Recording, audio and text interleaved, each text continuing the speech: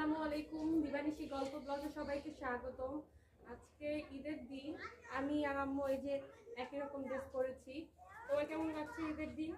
অনেক মজা লাগতেছে, অনেক ফুর্তি লাগতেছে, নতুন নতুন সব একসাথে করতেছি, ভালো লাগতেছে।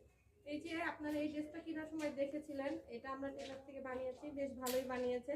আম্মুকে ইয়েলোটা দিয়েছি, আম্মুকে ইয়েলোটা অনেক মানিয়েছে। তো দেখুন,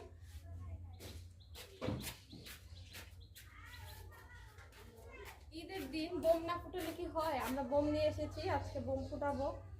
আসাম্মু, একটা তুমি ফুটাও, একটা আমি ফুটাই। আমি আগে কখনো বোম হাতে নিয়েছি, কিন্তু বোম কখনো ফুটাই নাই। এইবার ফার্স্ট টাইম ফুটাবো, দেখি কেমন লাগে।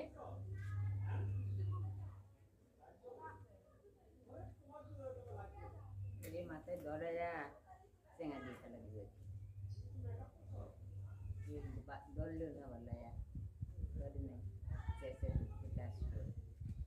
ধরো আমি ধরাই, তুমি ধরা, ওদিকে চেঙা দিয়ে ওরা এখানে আমরা দিয়ে তারপরে নিচে পড়ে, এই পাশে নিচে বাচ্চা ফুটবে, করবে। এখানে যাও, এখানে যাও।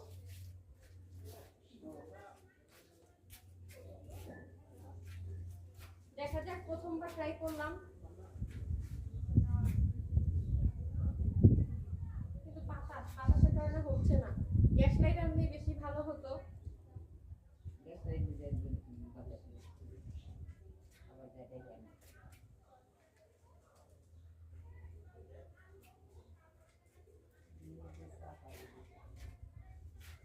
আম্মু, আমি দেওয়ার পরে তুমি একটু দূরে সরে যেও। এটা